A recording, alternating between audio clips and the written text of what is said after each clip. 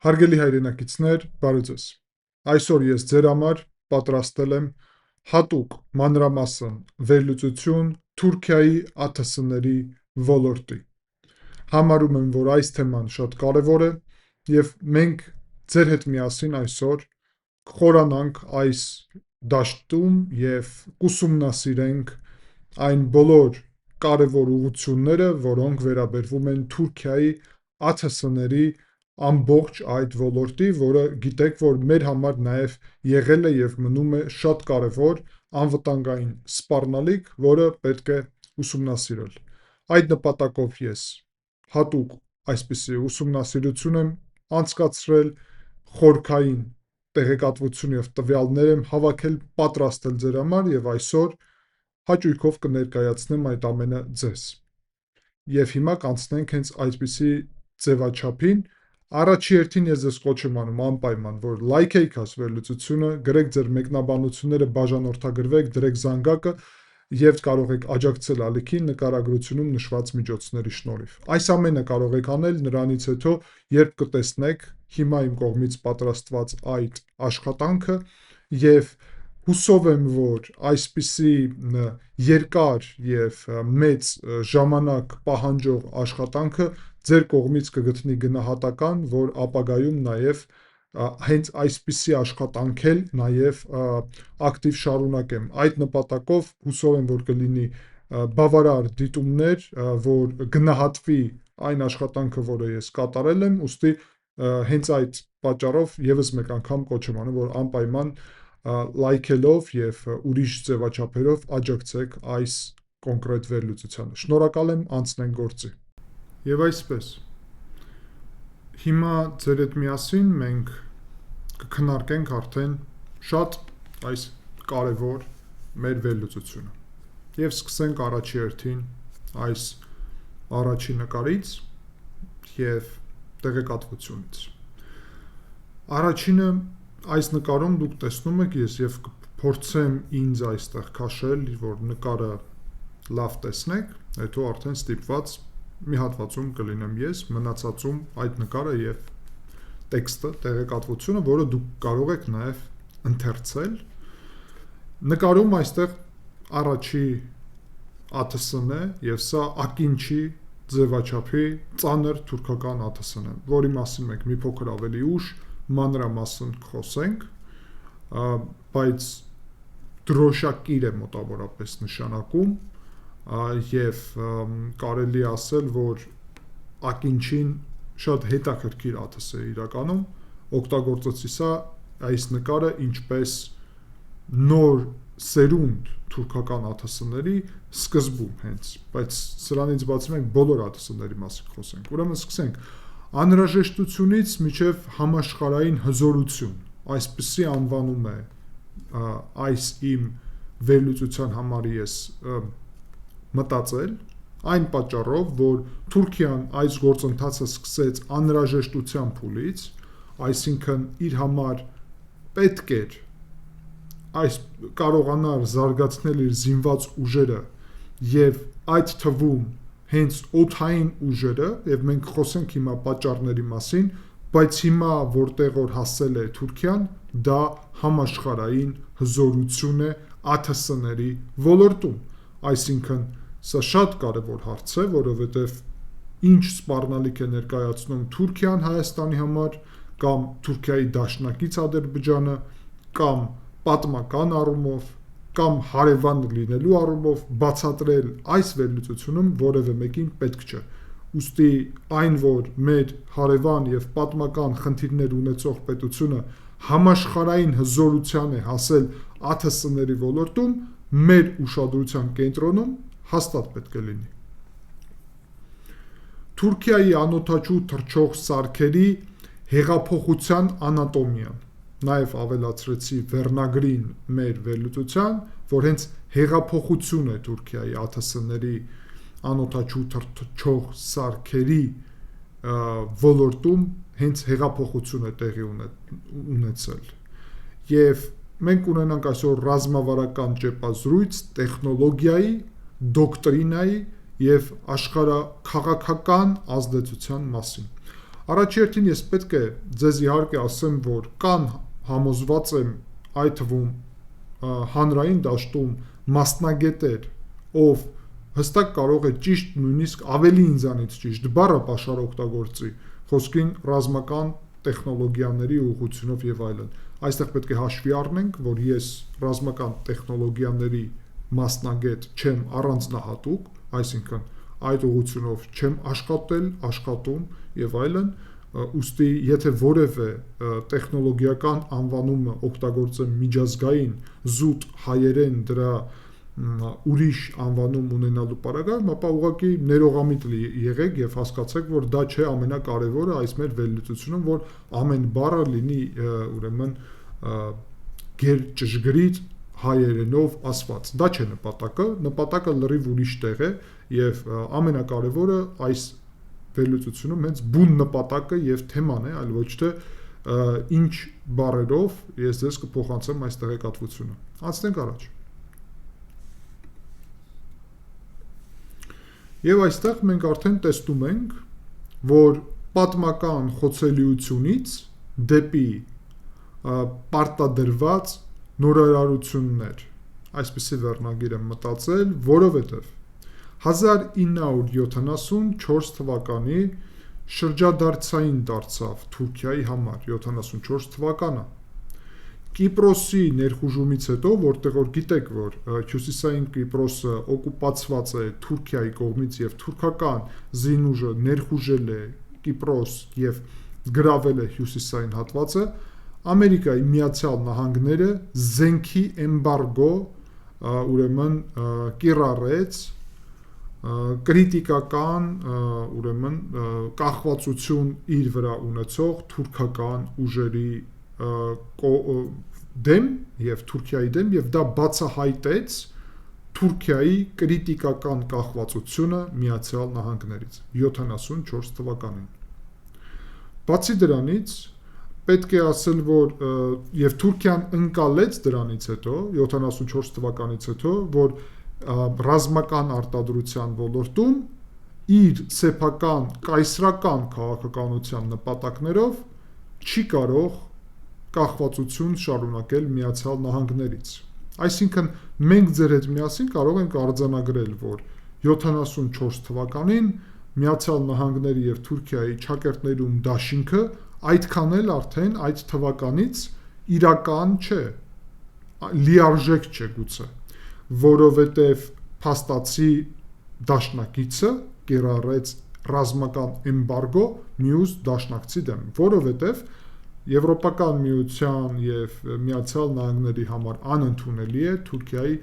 կողմից շարունակվող Կիպրոսի օկուպացման գործընթացը։ Եվ Թուրքիան մինչև այսօր, այսինքն այսօր 2026 թվականի հունվարի 19-ը մենք փաստացի գիտենք, որ Կիպրոսը շարունակում է գտնվել Թուրքիայի օկուպացման ներքո։ Բացի դրանից, ասիմետրիկ սպառնալիքները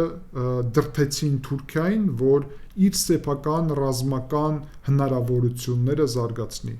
PKK-ը, այսինքն Քրդստանի բանվորական կուսակցությունը եւ այդ PKK-ի դեմ պայքարելու ուղղությամբ պահանջվում էին տարբեր տեխնոլոգիաներ հարվածային ուղղությունով եւ ԱԹՍ-ներ հետախուզական եւ հարվածային, հատկապես ինչը վերաբերվում էր հենց սարերի ուղղությամբ։ Գիտեք, որ քրդերը Թուրքիայում ապրում են այն հատվածներում, ապրում են, որտեղ որ նախկինում ապրել ենք մենք, այսինքն հայերը, եւ դա սարերի շրջան է եւ այդ սարերում շատ վայրեր կա, որտեղ որ թուրքական զինուժը չի կարող հարմար չէ հասնել եւ քրդերը կարողանում են սարերում պահկվել,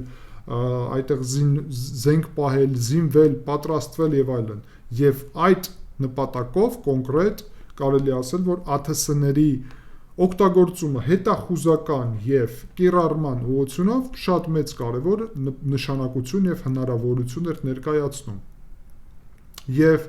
իհարկե չենք կարող չնշել 2016-ի բեկումը ռազմական հեղաշրջման փորձից հետո ուրեմն արդյունաբերությունը դրվեց նախագահի Ռեջեփ Տայիփ Էրդողանի անմիջական վերահսկողության տակ։ Եվ այստեղ կա մեկ նախադասություն, որը հիմա օգտագործվում է Թուրքիայում, այդ թվում զինվորական շրջանակներում, որ վատ հարևանը մարդուն ստիպում է տան տեր դառնալ։ Եվ այստեղ Թուրքիան շատ իր հարևանների նկատի ունի, որտեղ իր համար բոլոր հարևաններն էլ վատ հարևան են։ Իրականում հետաքրքիր խոսույթ է, որովհետև ինչ որ առումով ես կարծում եմ դա նաև մեզ է վերաբերվում։ Այսինքն վատ հարևանները կամ հարևանը Հայաստանին եւ հայազգին ստիպում է, որ մեր տան տերը դառնանք, որովհետև մենք ենք տերը մեր երկրի, բայց այդպես չէր եւ շատ վաղուց է այդպես չէր եւ հայազգը պետք է դա ընկալի եւ հասկանա, որ դա առանձնահատուկ կարևորություն ունի։ Թուրքերը սկսում են դա ընկալել եւ պատկերացնում են դա ինչպես ռազմական արդյունաբերության կարևորագույն բաղադրիչ, այսինքն կապում են տեր լինելու գործընթացը ռազմական հնարավորությունների եւ ռազմական արդյունաբերության ծավալի հետ։ Դա մեր համար ինչ է նշանակում, որ մենք էլ պետք է ընկալենք, որ մեր բանակը, մեր զինված ուժերը, մեր ռազմական արդյունաբերությունն է պատասխանը, տեր ենք մեր երկրի, թե տեր չենք։ Եվ հիմա նաև այստեղ հետաքրքիր տվյալներ կա, ես քաշեմ ինձ եւ կարդանք այս տվյալները, իսկ հետո կշարունակենք եւ սկսեմ նրանից, որ ռազմավարական ինքնավարության որոշումները եւ պատճառները որտեղից սկսեցին, Թուրքիայի անօդաչու թռչող սարքերի ծրագիրը ծնվել է ռազմավարական հրամայականից, որոնք բխում էին դաշնակիցների կողմից սահմանված սահմանափակումներից եւ անվտանգային մշտական սպառնալիքներից։ Կոնկրետ Միացյալ Նահանգների էմբարգոյի հետևանքով եւ տարբեր մերժումների ԱՄՆ կոնգրեսի կողմից MQ-1 Predator եւ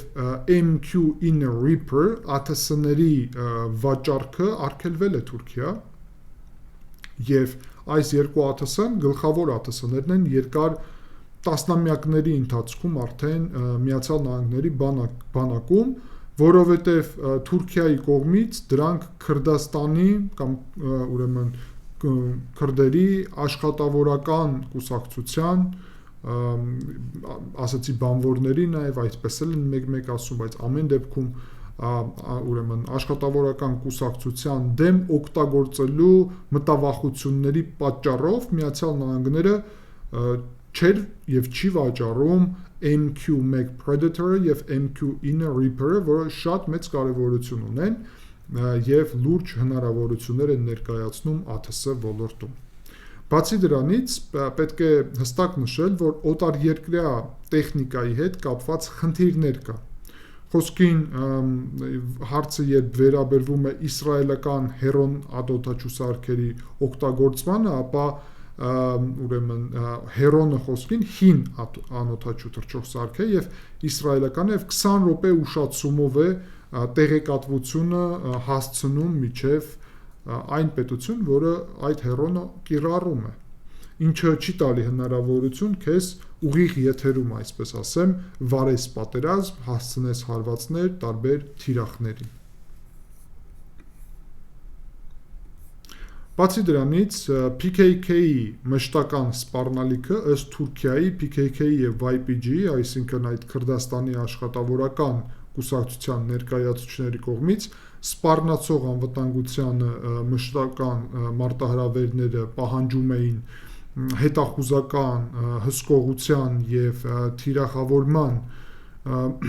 գործընթացներ եւ այդ նպատակներով կարեւոր էր հենց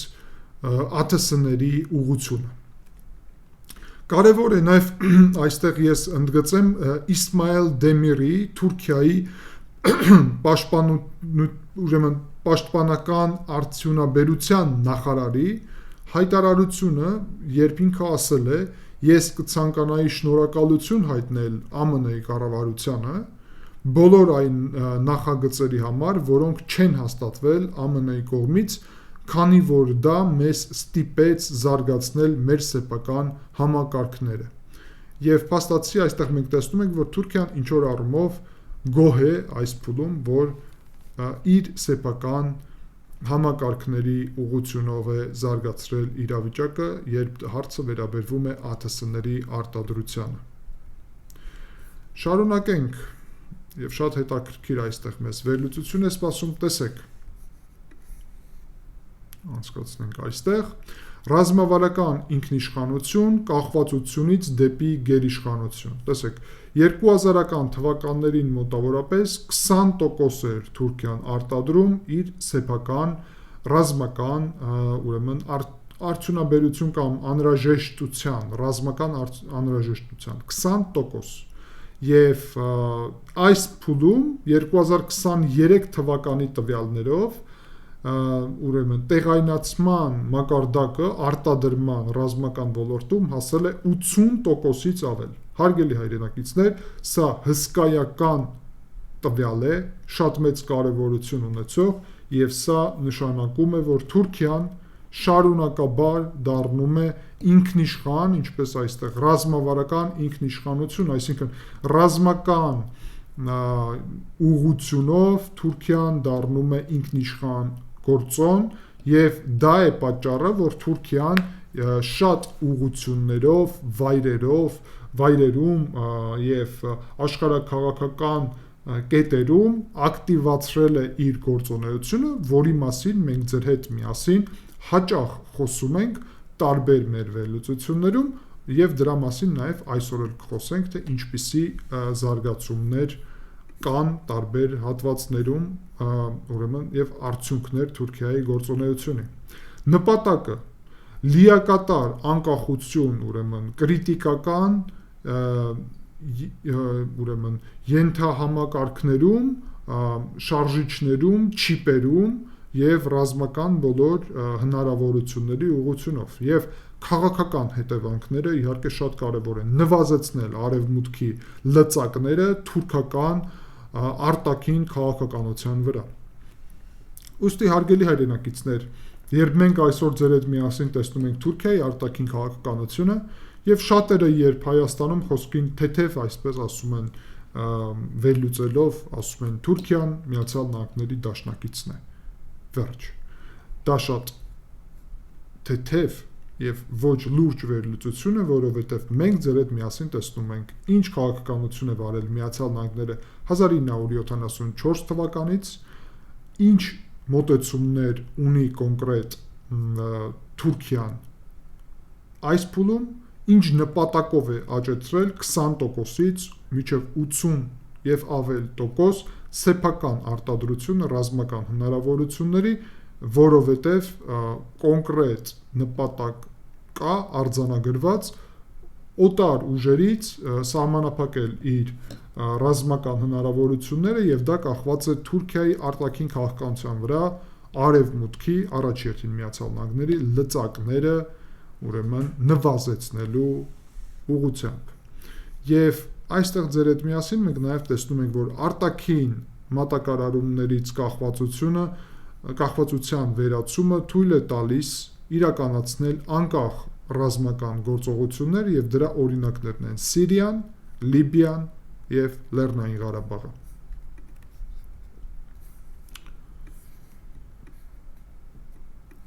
Այո, տեսեք, սա նաեւ կարեւոր թուրքական հնարավորություն է, մենք միայն ԱԹՍ-ների մասին զուտ չենք խոսում այսօր, որովհետեւ ԱԹՍ ոլորտը օդային ուժերը իրանք փոխկապակցված են, ինչպես նաեւ տարբեր հրթիռային համակարգները, որոնք կապ ունեն օդային ուժերի հետ։ Թուրքիայի պաշտպանական արդյունաբերությունը ուրեմն էվոլյուցիա է մեծ զարգացում է տեղի ունեցել եւ ռազմավարական ինքնավարությունից դեպի գլոբալ ուժ այսպեսի անվանումով մենք հիմա կխոսենք տեխնոլոգիական թռիչքների, անօդաչու համակարգերի եւ արտահանման ռեկորդների մասին, որոնք Թուրքիայում ձևավորվել են եւ դուք այստեղ տեսնում եք նաեւ թուրքական արտադրության այս շատ կարեւոր ապագային է վերաբերվում, խոսենք մի փոքր ուշ ավելի այս հնարավորության ինքնաթիռի մասին, բայց սա ապագայում կխոսենք։ Այս պահի դրությամբ ես համարում եմ կարևոր, որ մենք ձեր հետ միասին տեսնենք, թե ինչպիսի մոտավորապես իրավիճակ է թուրքական ուրեմն հենց ԱԹՍ-ների ուղղությունով եւ գլխավոր ԱԹՍ-ները տեսնենք։ Այստեղ առաջի ԱԹՍ-ն, որը դուք տեսնում եք, դա Բայրակտար TB2-ն է եւ Բայրակտար TB2-ը դա միջին բարձրության երկարատև թռիչքի ԱԹՍ է, հետախուզական եւ կետային հարվածների նպատակով եւ ուրեմն այս պահին TB2-ը ամենահայտնի թուրքական ԱԹՍ-ն է եւ կարելի ասել, որ իր արդյունաբերությունը տարբեր առումով էֆեկտիվությունը ցույց է տվել, հնարավոր է Բայրակտարը կիրառել զրահատեխնիկայի, հրետանու եւ ուրեմն հոպի ուղղությամբ նաեւ համեմատաբար էժան է TB2-ը եւ զանգվածային եւ դա պետք է նաեւ հասկանանք, որ Բայրակտար TB2-ը, որը մենք ձեր հետ միասին ծանոթ ենք, ուրեմն առաջի սերունդն է փաստացի եւ Լեռնային Ղարաբաղում 2020 թվականի պատերազմի ժամանակ կիրառվել է հենց Բայրակտար TB2-ը։ Հիմա անցնենք հաջորդին։ Դա Բայրակտար Ակինչին է։ Եվ Բայրակտար Ակինչին դա ուրեմն բարձրության երկարատև թռիչքի ուրեմն ԱԹՍ է։ Այսինքն ամենագլխավոր տարբերությունը առաջերտին Բայրակտարի եւ TB2-ի եւ Ակինչիի միջև դա թե ինչ բարձրության վրա են գործում։ TB2-ը միջին բարձրության, իսկ Բայրակտար Ակինչին բարձր բարձրության։ Եվ եթե TB2-ի նպատակը հետախուզության եւ կետային հարվածներ են, ապա Բայրակտար Ակինչիի նպատակն են ռազմավարական հարվածներ, հետախուզություն, կառավարում եւ շատ ավելի ծանր հարվածներ կարող է հասցնել Ակինչին։ Կրում է ծանր զինամթերք, թևավոր հրթիռներ, ինչը շատ կարևոր է եւ շատ է տարբերվում Բայրակտար TB2-ից եւ ռադարներ ունի, ինչպես նաեւ արհեստական բանականության մոդուլներ։ Կատարում է խնդիրներ, որոնք մոտ են ուրեմն մարդու կողմից օդանավները վարող այդ սարքերին մոտավորապես, այսինքն մենք կարող ենք ասել, եթե տակտիկական հարվածային ԱԹՍ է Բայրակտար TB2-ը, ապա Ակինչին դա ռազմավարական հարվածային ԱԹՍ է եւ մեծ տարբերություն կա այդ ուղղությունով։ Հաջորդը եւ շատ կարեւորը դա այս փուլում արդեն սկսված արտադրությունն է եւ դա Քիզիլելման է։ Քիզիլելման դա ռեակտիվ ուրեմն ցածր նկատելիության այսպիսի ԱԹՍ է, որը կարող է վարել օդային մարտ եւ ճնշել հակաօդային պաշտպանությունը։ Ինքը առանձնահատուկ է նրանով, որ կոչվում է փաստացի անօդաչու կործանիչ եւ նախատեսված է ավիակիրներից գործելու եւ մարդավարի ավիացիայի հետ համագործակցելու համար։ Եվ սա կարելի ասել, որ նոր սերնդի մարտական ԱԹՍ եւ անօդաչու կործանիչ։ Այսինքն սա եւս մեկ կոնկրետ ոլորտ է եւ կարելի է Քիզիլելման համեմատել մոտավորապես տարբեր ոլորտներում, փաստացի այն օդային ուժերին, որը խոսքին Հայաստանը ունի իդեմս Su-25-ների կամ Su-30-ների։ Կարելի է այդ կործանիչների հետ Քիզիլելման համեմատել, ռեակտիվ համակարգ է եւ այդ առումով շատ ակտիվ գործում է։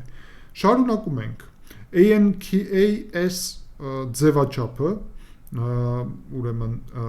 այդ հատվածը, որը դուք տեսնում եք, հաջորդը այստեղ, այս ձևաչափը, դա արդեն արտադրողը ուրիշ է, Turkish Aerospace-ն է արտադրողը, այլ ոչ թե Բայկարը։ Սա հետախուզական եւ հարվածային ԱԹՍ է, ունի արբանյական կապ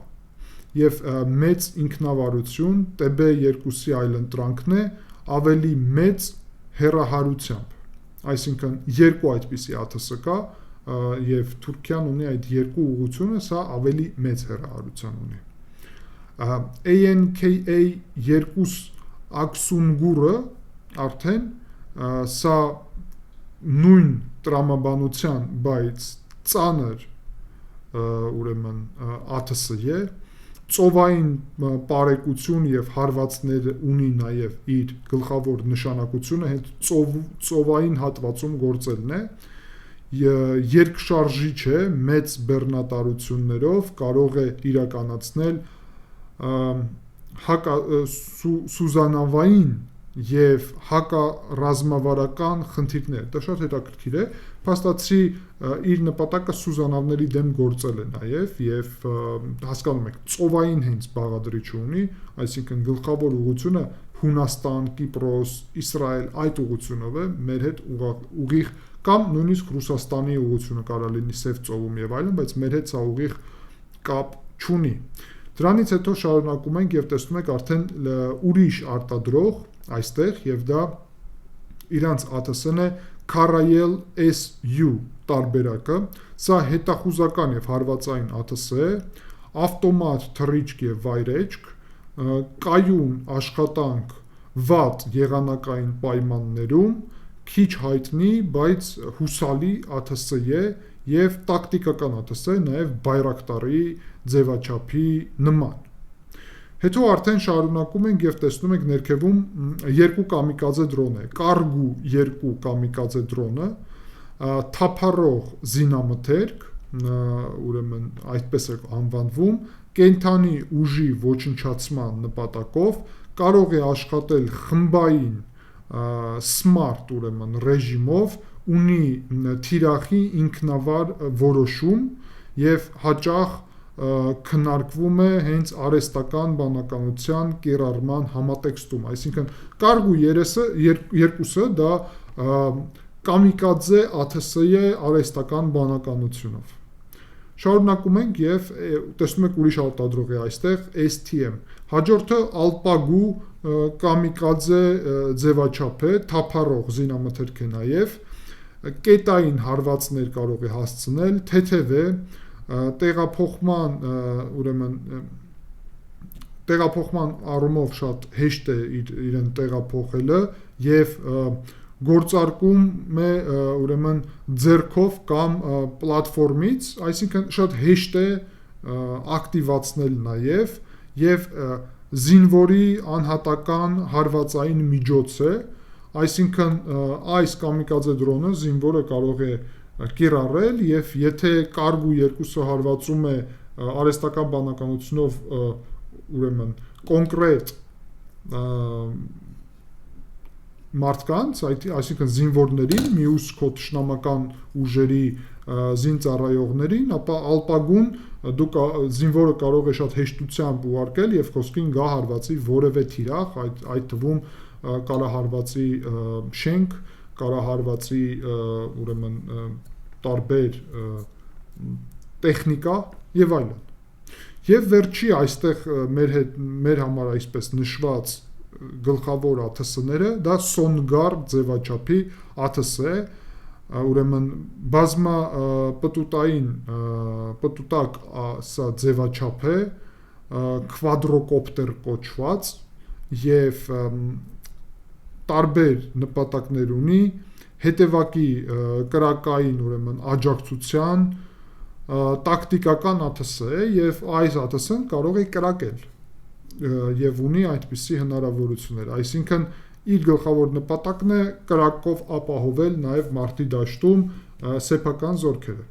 Եվ սա մենք հիմա ինչ քննարկեցինք, սա շատ կարևոր բաղադրիչներ են, հարգելի հայրենակիցներ, որովհետեւ փաստացի այստեղ մենք տեսնում ենք, որ ձևավորված է լիարժեք մոտավորապես մոդել կառավարման,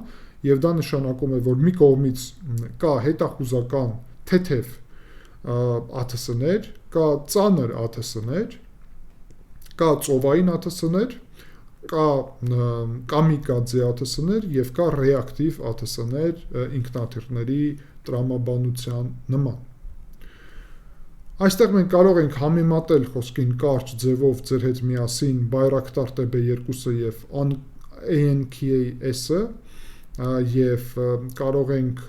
տեսնել, որ մոտավորապես թռիչքի ժամանակը ես ասացի, որ իրանք նույնն են փաստացի 27-30 ժամ է, Բայրակտարը գործում է մոտավորապես ամենամաքսիմալը 8200 մետրի վրա, իսկ ANK-ը մոտավորապես 9100, շատ մոտ են իրար։ Ուրեմն օգտակար բեռնվածությունը Բայրակտարի դեպքում 150 կիլոգրամ է, իսկ ANK-ի դեպքում 350, այսինքն շատ ավելի շատ է 350-ը եւ կապն է հետաքրքիր, որ տեսանելիության գիծ է պետք Բայրակտարի համար, ինչ որ առումով, իսկ եթե համեմատում ենք ANK-ի հետ, ապա նույն տեսանելիության գիծը եւ միևնույն ժամանակ արբանյակային կապը կարա ապահովել այդ հնարավորությունները։ Եվ այստեղ ձեր հետ միասին մենք տեսնում ենք նաեւ, որ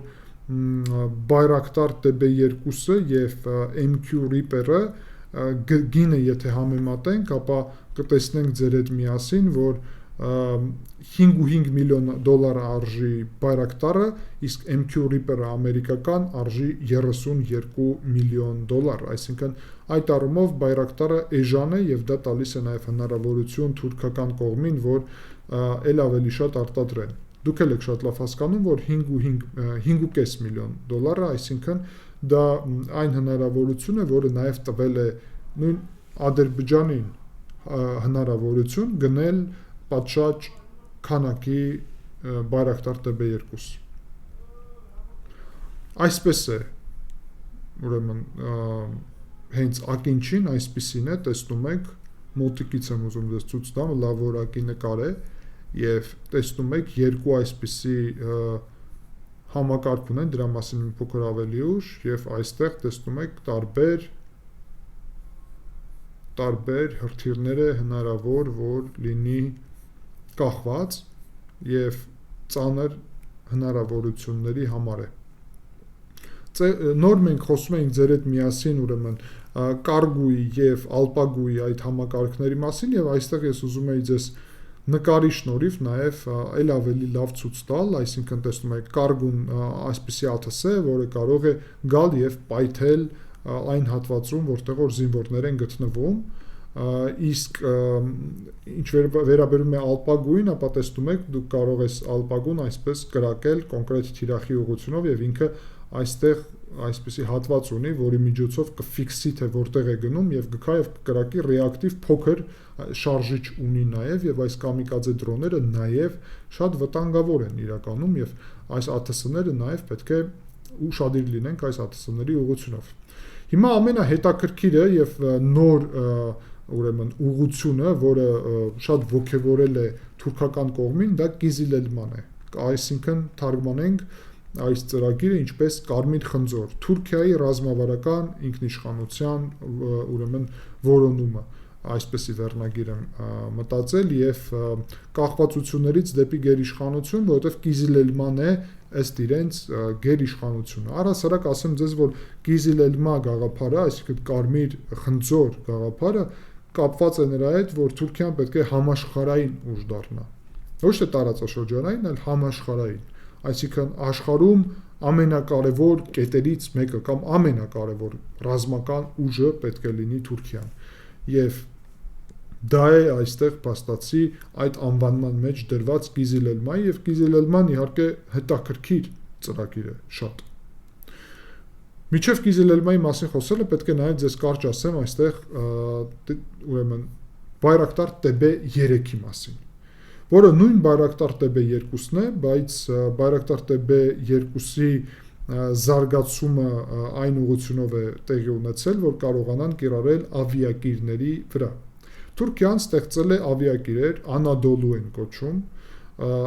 եւ ունի այդ ավիակիրը արդեն, որը ԱԹՍ-ների ավիակիր է։ Եվ դա շատ հետաքրքիր է,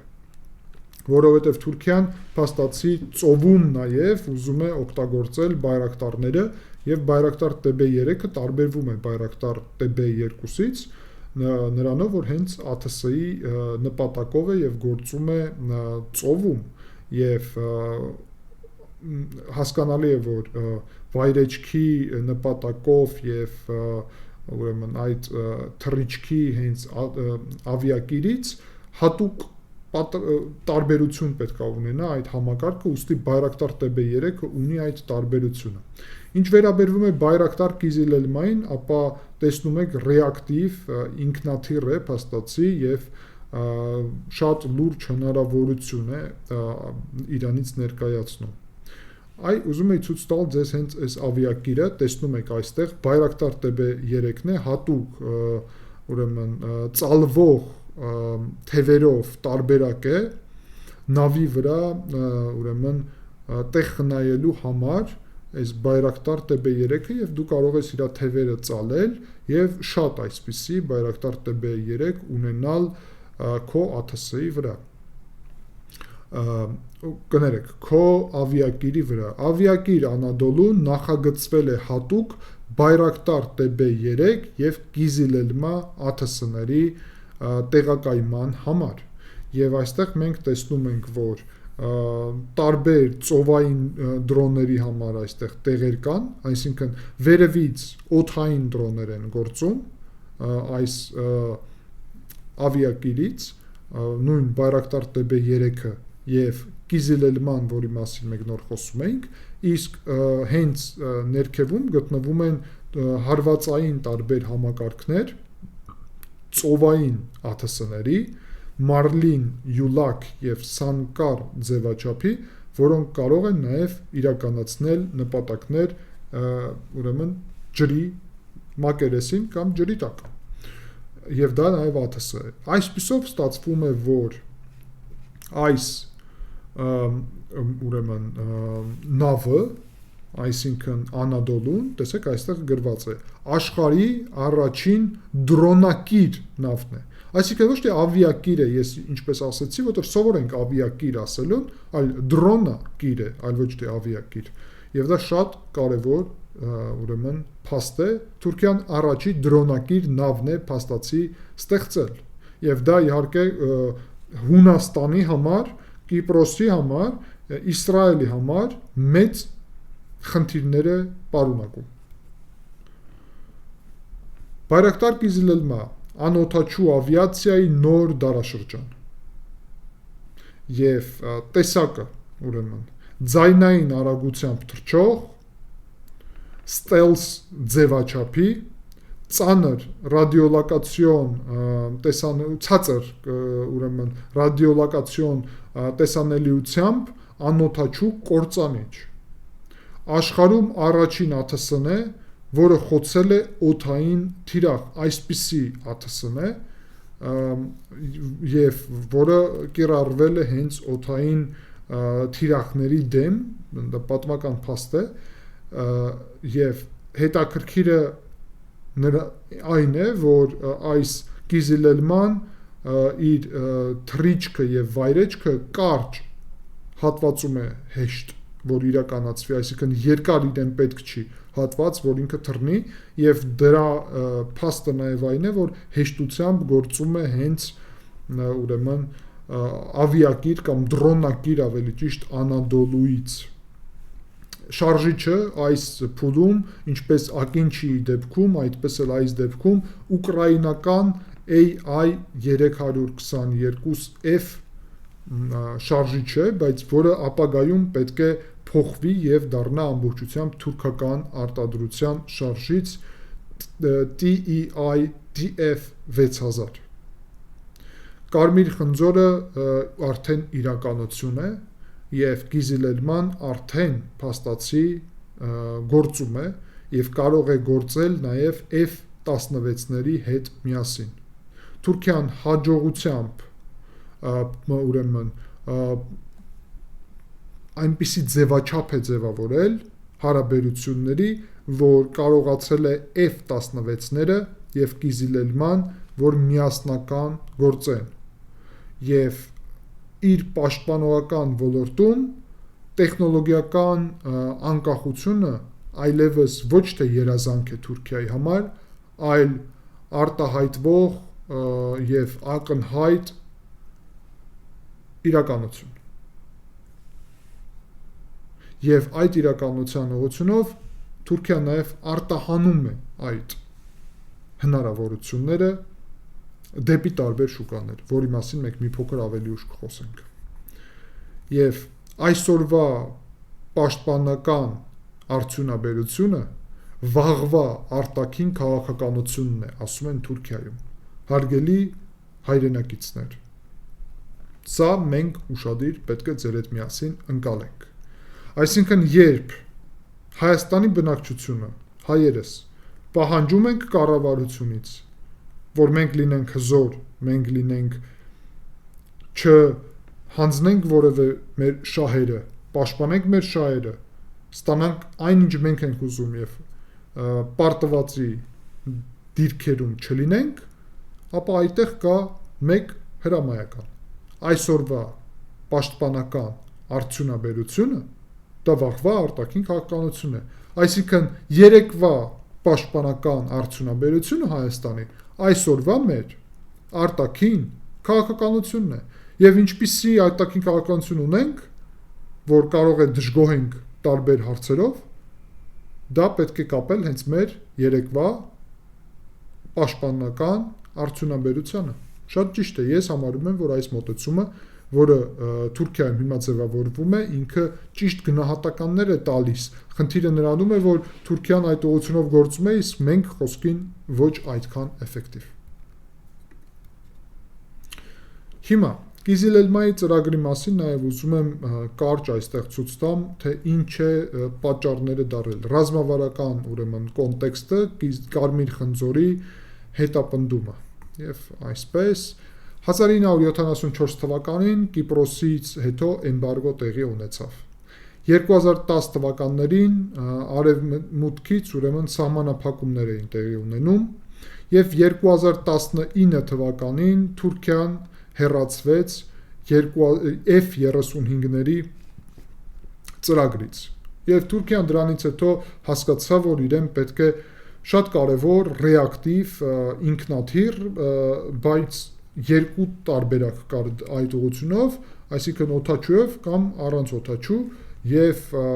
առաջի նպատակը արվեց հենց Կիզիլելմայի ուղղությունով, այսինքն ԱԹՍ, այսինքն առանց օդաչու։ Եվ մենք 2023-ին արդեն տեսնում ենք, որ Թուրքիան հասել էր 80%-ի արտադրության եւ հենց Կիզիլելման դառավ ռազմավարական նպատակ Թուրքիայի համար։ Եվ նպատակը ուրեմն ռազմավարական ինքնավարությունն էր, այսպես կոչված strategic autonomy, եւ հասնել այդ ռազմավարական կարողությունների այնպիսի մակարդակին, որը թույլ կտա գործել անկախ դաշնակիցների քաղաքական կամքից։ Եվ խորհրդանիշը դա Կիզիլելման, ուրեմն Կարմիր խնձորը թյուրքական ուրեմն դիցաբանության մեջ հեռահար եւ դժվար հասանելի նպատակի խորհրդանիշ, որ այժմ մարմնավորված է բայկար նորագույն այս կործանիչում, եւ դա շատ կարեւոր հետաքրքիր ուրեմն այսպիսի անվանում է եւ մենք պետք է դրան ուշադրություն դարձնենք։ Տվյալները պետք է ասել, որ այո, արդեն հասել են 80%-ային արտադրությանը եւ այսպեսին է Կիզիլելման խաղի կանոնների փոփոխությունը Կիզիլելման ձևավորում 2025 թվականի նոյեմբերին Կիզիլելման դարձավ աշխարհում առաջին ԱԹՍ-ն, որը խոցեց օդային թիրախ, ուրեմն տեսանելիության սահմաններից դուրս օգտագործելով գյոկդողան հրթիռը։ Եվ դա շատ հետաքրքիր փաստ է նաև ձեր հետ միասին։ Ռեակտիվ շարժիչով է, բայց ցածր ռադարային տեսանելիությամբ, այսինքն stealth համակարգ է, որը մոտիկ է, ուրեմն հենց եթե համեմատենք, մոտիկ է F-35-ների տրամաբանությանը։ Թռիչ ուրեմն իր քաշը 8.5 տոննա եւ եթե ամենակարևորը այն է, որ ինքը կարող է նաև կիրառվել այդ դրոնակիրից կամ ավիակիրից, որի մասին ես խոսում էի։ Կարճ ուզում եմ ձեզ ցույց տամ, մենք սրա մասնագետ այստեղ այս ալիքում դառնալու նպատակ չունենք, բայց շարժիչը նաև ուզեցա ձեզ ցույց տալ, որ հասկանանք ինչ շարժիչ պետք է կիրառվի եւ խնդիրը միշտ ուրեմն հենց շարժիչում եղել, շարժիչները կախվածության հիմնական կետն են եղել թուրքական կողմի համար եւ մենք այստեղ տեսնում ենք, որ դիզելային ավիացիոն շարժիչ չէ այս լուծումները PD170 տարբերակը, որը կիրառվում է ANK, Aksangur եւ TB3 մոդելներում, բայց Kizilelma-ում մենք տեսնում ենք, որ Թուրքիան առաջին արդեն turbo-fan շարժիչ սկսեց արտադրել եւ նախատեսված է նաեւ սա արտադրել հենց Kizilelma-ի եւ ANK3-ի համար եւ տարբեր նաև ուրիշ շարժիչներ կան, բայց շարժիչների մոդելներ է սկսում Թուրքիան մի խոսքով արտադրել եւ դուք տեսնում եք այստեղ դրա նկարը։ Այսպիսին է մոտավորապես այդ շարժիչը եւ օգտագործվելու է, ինչպես արդեն ասացի, այդ տարբեր ATS-ների համար։ Բացի դրանից շարժիչը, որ կողքի դնենք, այստեղ կա հետաքրքիր Roketsan-ը, ուրիշ թուրքական ընկերություն արտադրում է խելացի միկրոզինամթերք, որը MAML եւ MAMC տարբերակներով է գործում եւ ATS-ներում կիրառվում է։ Այսինքն Թուրքիան հասել է նրան, որ շարժիչներն էլ է ինքը արտադրում եւ մյուս կողմից արդեն հարվածային այդ հնարավորությունները տեսնում եք այստեղ, այսինքն հրթիռները ամբողջությամբ թուրքական արտադրությունի են։ Եվ դա նշանակում է, որ որևէ ուրիշ պետությունից, Միացյալ Նահանգներից, Եվրոպայից կախվածություն փաստացի չկա։ Բացի դրանից, Murad 100A ռադիոլոկացիոն համակարգն է շատ հետաքրքիր։ Aselsan-ի կողմից մշակված գալիում նիտրիդի տեխնոլոգիական ուրեմն բաղադրիչներով ստեղծվել է ATS-ի այս գլխավոր հատվածում ռադիոլոկացիոն ուրեմն համակարգ, որը բազմաթիրախային որս եւ հետևում է հնարավորություն է տալիս օդային ուղղությամբ եւ ցամաքում էլեկտրոնային ճառագայթի ակնթարթային ուղղորդում նաեւ այդպիսի հնարավորություն է ստեղծում եւ ինտեգրված է ակինչի եւ Kizilelma հարթակներում ապահովելով ուրեմն տեսադաշտից դուրս հրթիռային հարվածներ։ Այսինքն Kizilelma-ն եւ ակինչին կարող են հարվածներ հասցնել տեսադաշտից դուրս եւ դիմադրություն ունի ռադիոէլեկտրոնային պայքարի միջոցների դեմ։ Այսինքն հարգելի հայրենակիցներ, այս համակարգը Murad-ը, որի մասին մենք հիմա խոսում ենք, փաստացի դարձնում է ակինչին եւ Kizilelma-ն, ես կարճ ասեմ, որ Ադրբեջանը ունի ակինչի, այսինքն դարձնում է ակինչին փաստացի այնպիսի համակարգ, որը ռադիոէլեկտրոնային պայքարի միջոցներով անխոցելի է ինչ որ առումով, Kizilelma-ն հատկապես, եւ դա շատ լուրջ սպառնալիքի մասին է խոսում։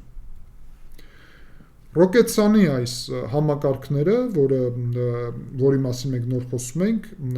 ուրեմն MAMC, MAML, MAMT տարբերակները։ C տարբերակը թեթև է, 6.5 կիլոգրամ է եւ 8 կիլոմետր հեռահարություն ունի։ Նախատեսված է կենթանի ուժի եւ թեթև զրահատեխնիկայի դեմ։ L տարբերակը 22 կիլոմետրանոց եւ ուրեմն եւ 15 կիլոմետրանոց հեռահարություն ունի, տանկերի եւ զրահատեխնիկայի ոչնչացման հիմնական միջոցը։ Եվ MAMT տարբերակը ավելի ծանր, ուրեմն 300 կիլոմետր հեռահարություն ունեցող 30 կիլոմետր կներեք, 30 կիլոմետր հեռահարություն ունեցող ATS-ներից ուրեմն։ Եվ պետք է այստեղ հասկանանք, որ փաստացի դա նշանակում է, որ 8, 20 եւ 30 կիլոմետր հեռահարությունը խնդիր չի պարունակում։ այս ձևաչափերի համար, որոնք կարող են կիրառվել ինչպես մի մասը TB2-ից, այդպես էլ Ակինչից։ Ակինչի ունի Ադրբեջանը, մեր Սյունիքը խոսքին 40 կիլոմետր է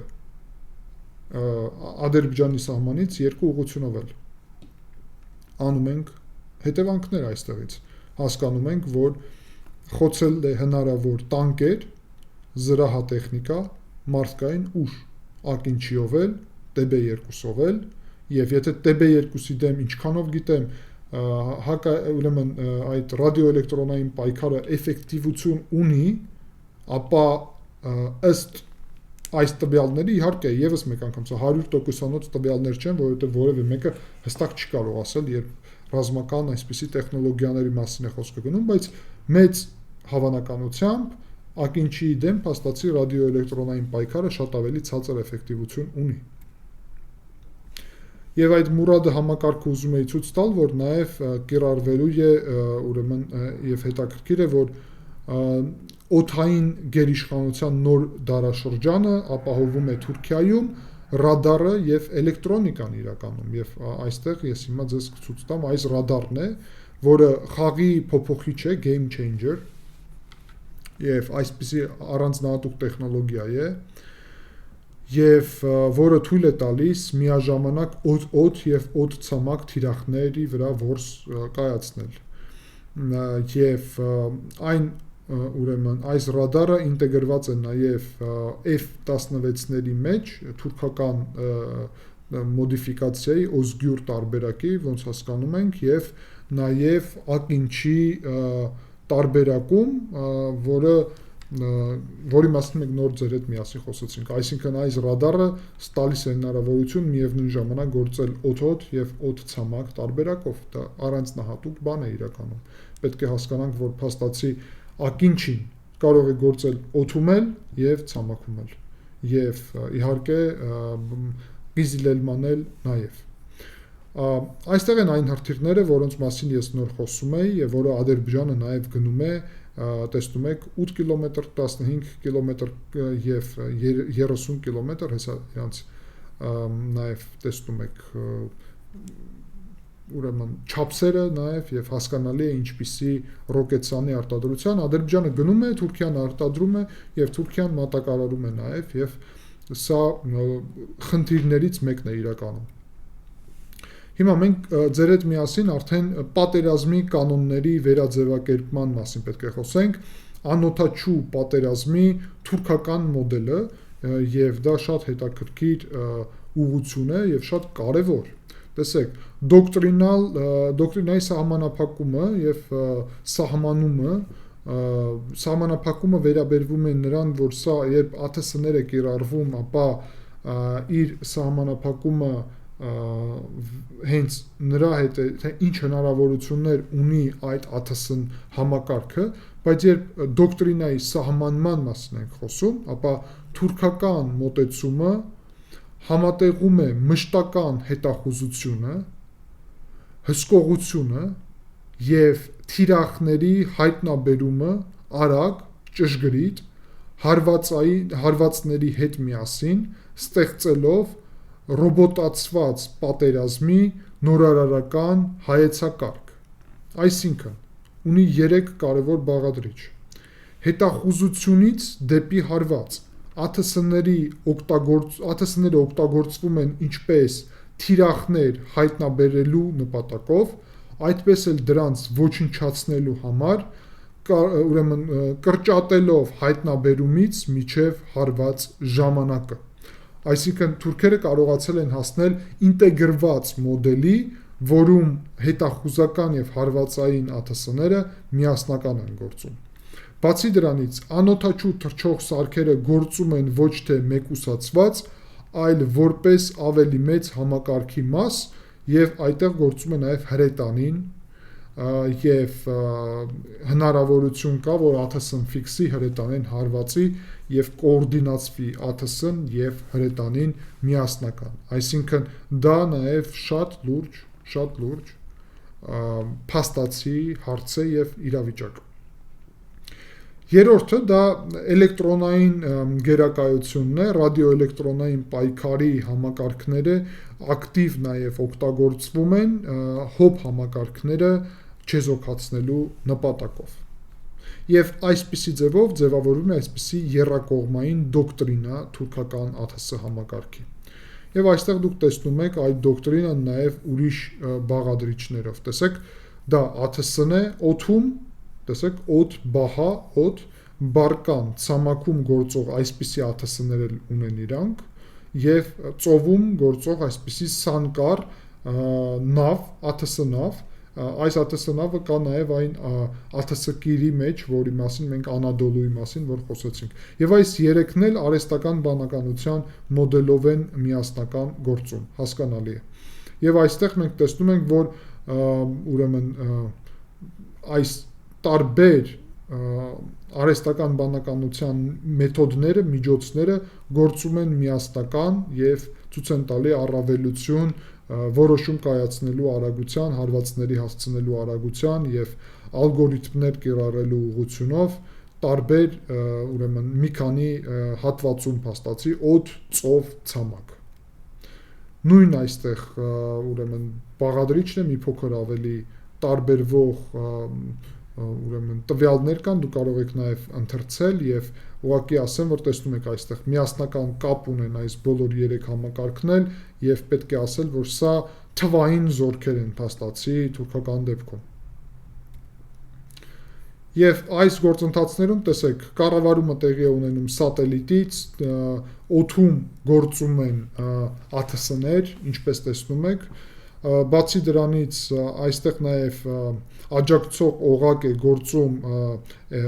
ուրեմն ռադիոէլեկտրոնային պայքարի միջոց թուրքական արտադրության կորալ, որը անջատում է տարբեր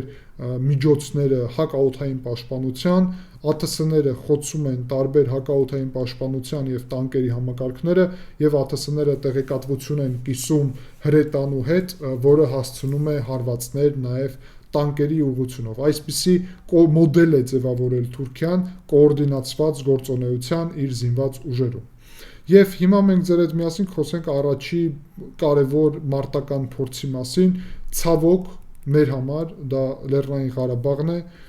բայց մենք պետք է նաև վերլուծենք, ուրիշ տարբերակ չկա։ Հակառակը պետք է վերլուծենք, որ ավելի լավ հասկանանք։ 2020 թվականի 44-օրյա պատերազմը ցուցադրեց թուրքական ԱԹՍ-ների կործանարար ներուժը հայկական զինված ուժերի սովորական սպառազինությունների դեմ։ Եվ Լեռնային Ղարաբաղի տարածքում այստեղ իրանք կարողացան հակաօդային պաշտպանությունը հայկական հոպը ուրեմն խոցելի էր եւ ակտիվորեն կիրառվեց հենց Բայրակտար TB2 համակարգը։ Ցամաքային թիրախների ոչնչացման ուղղությունով հետո հոպը խոցելուց հետո Բայրակտարը սկսեց ավելի ակտիվ գործել հենց ցամաքային թիրախների ուղղությունով։ Հատկապես կորուստներ են տեղի ունեցել T-72 տանկերի ուղղությունով,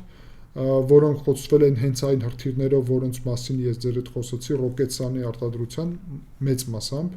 բացի դրանից Սմերչ համակարգների, BMP համակարգների եւ Ասաստրիլա հոբ համակարգների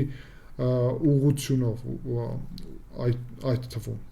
Բացի դրանից պետք է ասեմ, որ հետո արդեն ապագայում նաև 2020 թվականին ակտիվ կիրառվել է թուրքական ԱԹՍ-ները Սիրիայի տարածքում։ Եվ երբ մենք ձեր հետ խոսում ենք Սիրիայի մասին, ապա հաճախ նշում եմ Իդլիբի դեէսկալացիայի շրջանը, տարածքը, որտեղ որ այսօրվա ղեկավարը Ջուլանին կամ Շարաան այդտեղ էր գտնվում մինչև 2024 թվականի դեկտեմբերին սկսեցին ուրեմն հարվածային գործողություններ դեպի մայրաքաղաք։ Եվ այդ հատվածում տեսնում եք, որ Թուրքիայի սահմանիներ Թուրքիան էր աջակցում, ԱԹՍ-ները գործել են օդից եւ թիրախավորել են ամբողջությամբ այդ Բաշար al-Ասադի իշխանությունների հնարավորությունները, այստեղ գործում էր TB2-ը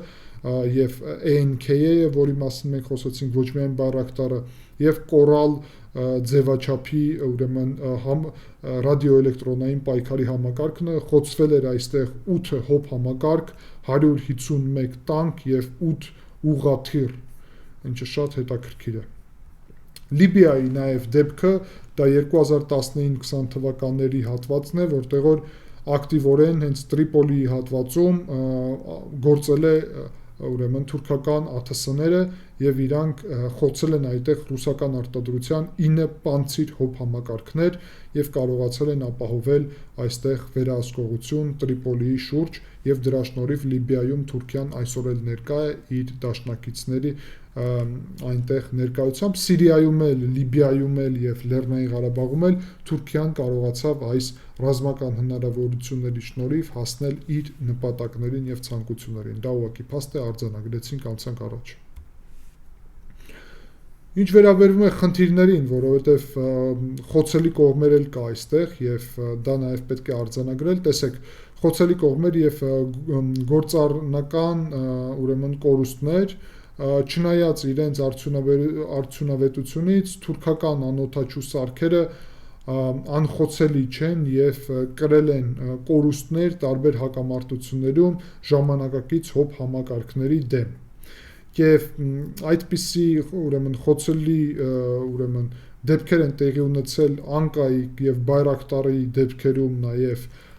Սիրիայում Իդլիբի շրջանում, որտեղ ռուսները նաև կիրառել են տարբեր միջոցները այդ պանցիրների, բայց հետո մենք նաև տեսանք, որ նույն Լիբիայի դեպքում էլ նաև կարողացան ինչ-որ մասը խոցել, բայց ադապտացվել են թուրքերը, ավելի լավ են պատրաստվել եւ ապագայում ավելի էֆեկտիվ են գործել եւ եւս մեկ անգամ պետք է հետաքրքիր փաստ արձանագրել, որ նաեւ Լեռնային Ղարաբաղում ինչքանով մենք տեղյակ ենք, հայկական կողմը կարողացել է խոցել մի քանի թուրքական ԱԹՍ եւ ուրեմն դա տեղի է ունեցել, ինչքանով գիտեմ, Կրասուխա ռուսական ռադիոէլեկտրոնային համակարգների միջոցով, բայց հետաքրքիրը ինչն է, որ թուրքերը ադապտացվում են նաև իհարկե, երբ պարզում են թույլ կողմերը, հետո ադապտացվում են եւ ակինչիների դեպքում, տեսեք, ակինչի խոցելու մասին այստեղ տեղեկատվություն չկա։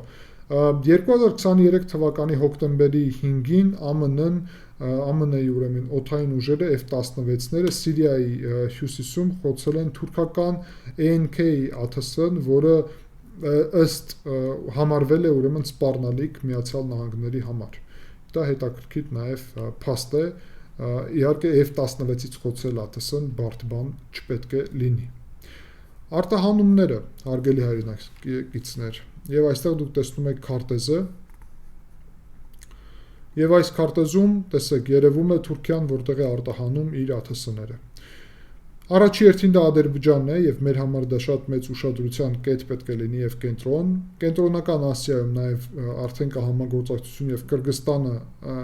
ակտիվ գործընկերներից մեկն է, որը գնում է թուրքական ԱԹՍ-ներ։ Պակիստանը մյուս գործընկերն է եւ այդտեղ էլ է տեղի ունենում համագործակցություն։ Մորոկոյում էլ կան գործընթացներ, Ուկրաինայի եւ ուրեմն Լեհաստանի եւ Ռումինիայի ուղղությունով էլ կան եվրոպացիքի այդ հատվածը գնում է այդ թուրքական զենքը, Ինդոնեզիան նաեւ իսլամական պետություն է եւ այդտեղ էլ է մատակարարում եւ կարելի է Միացյալ Արաբական Էմիրությունները եւ Սաուդյան Արաբիան բերել ինչպես օրինակ։ Ուրիշ պետություններում էլ նախատեսվում է, Ալժիրում է հնարավոր, Լիբիայում է հնարավոր եւ ուրիշ Սոմալիայում նաեւ։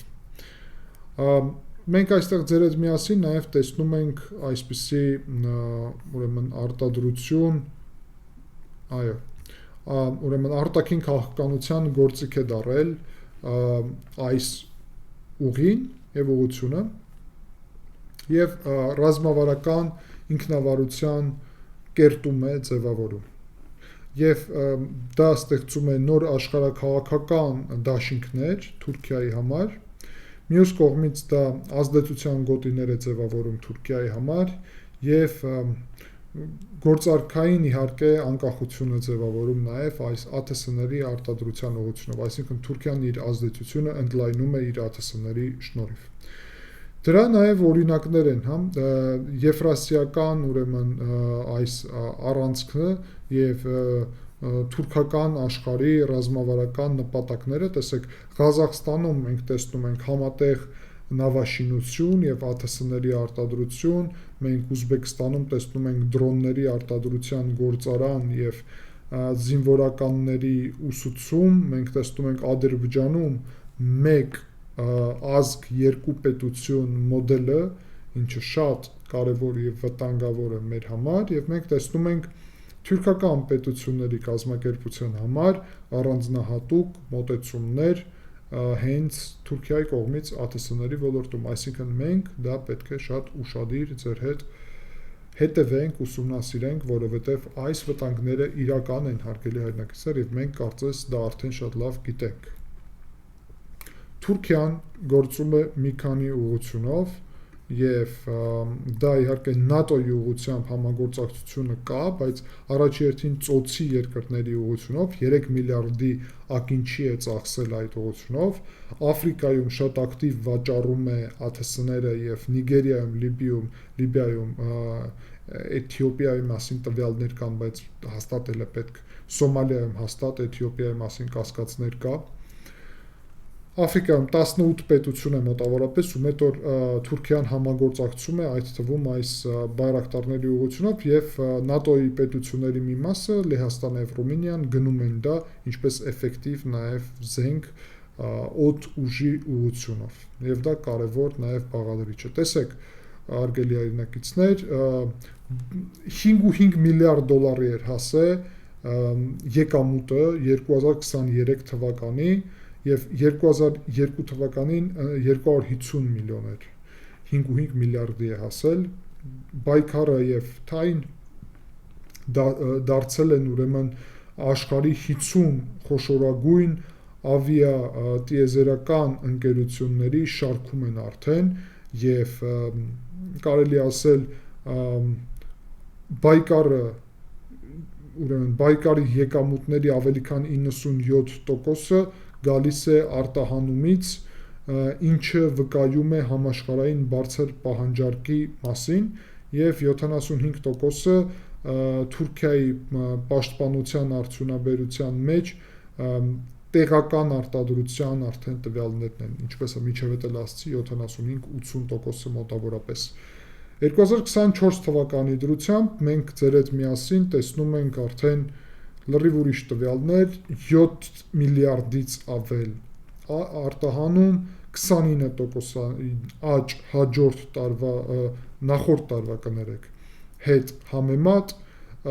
եւ համագործակցում են ուրեմն շատ երկրների հետ, ուրեմն աշխատողների չափը եւ քանակը նաեւ շատ մեծ է այստեղ եւ իրենք լուրջ դեր ունեն նաեւ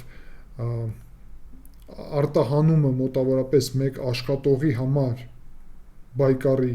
$70,000 է տարեկան, այսինքն շատ մեծ, եւ Բայկարի ֆենոմենը նրանում է, որ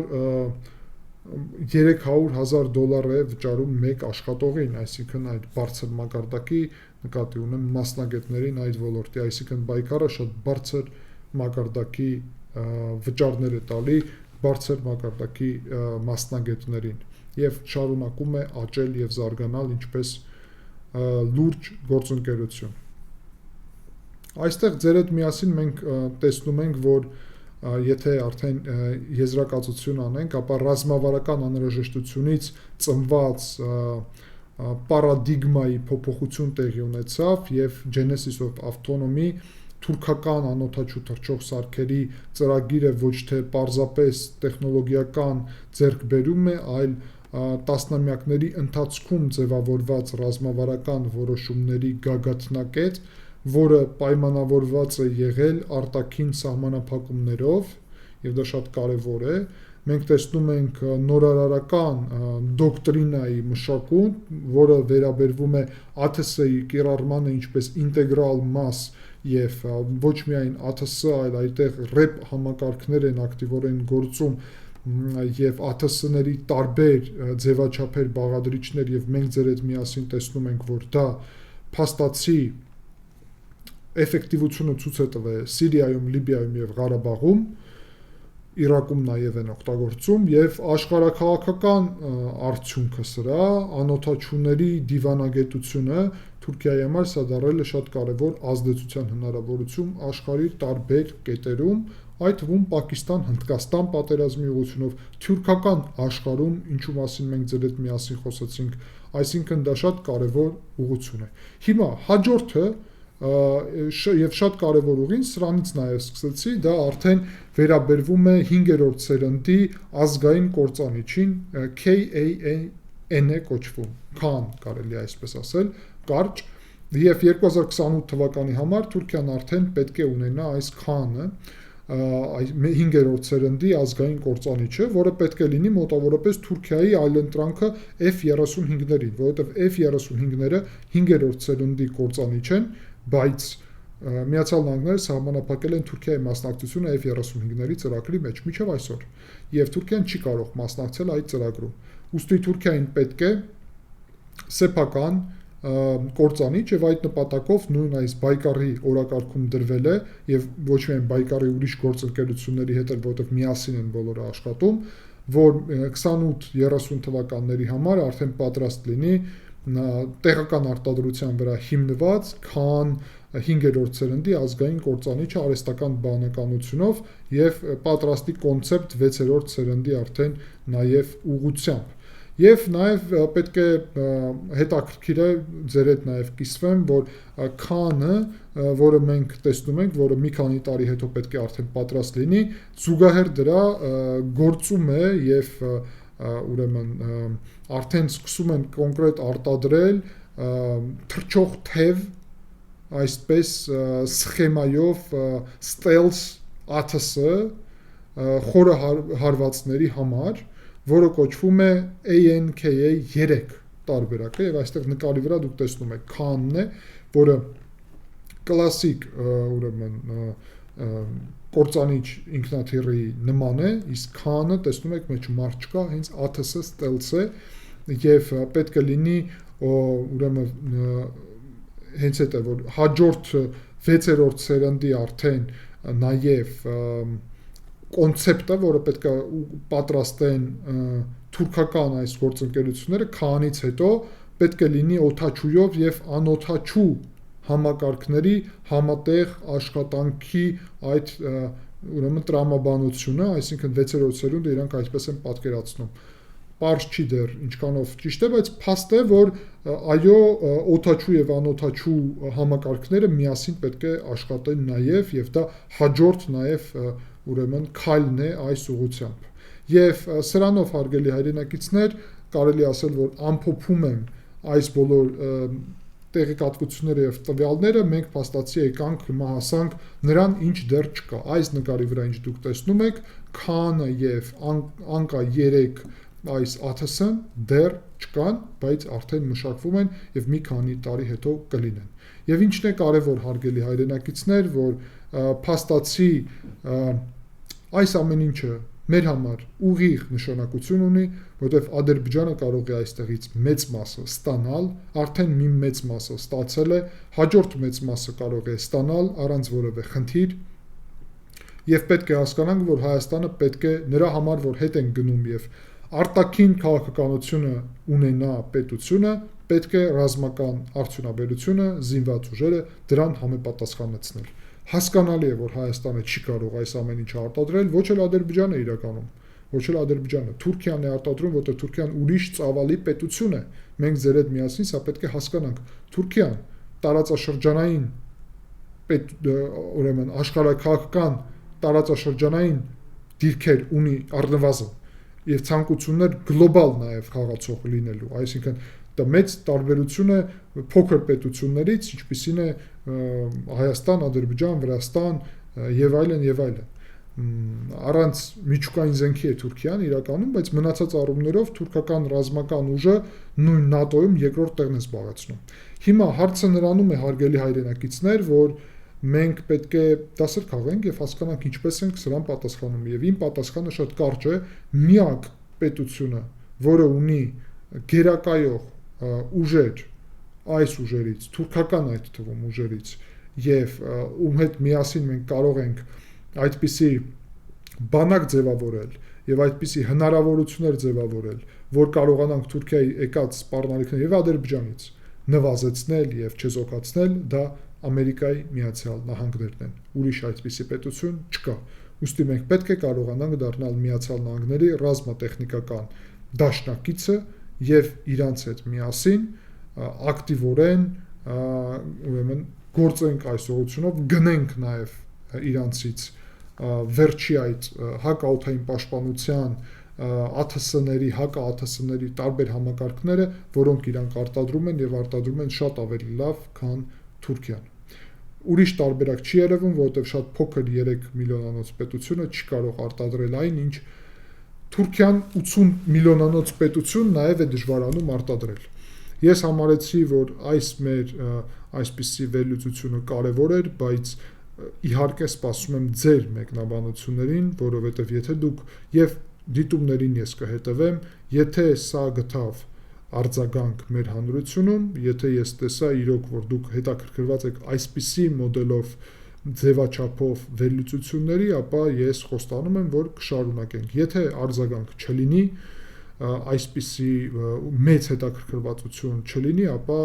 ոչ այդքան հաճախ կպատրաստեմ այսպիսի վերլուծություններ։ Շնորհակալ եմ ուշադրության համար, կհանդիպենք, ցտեսություն։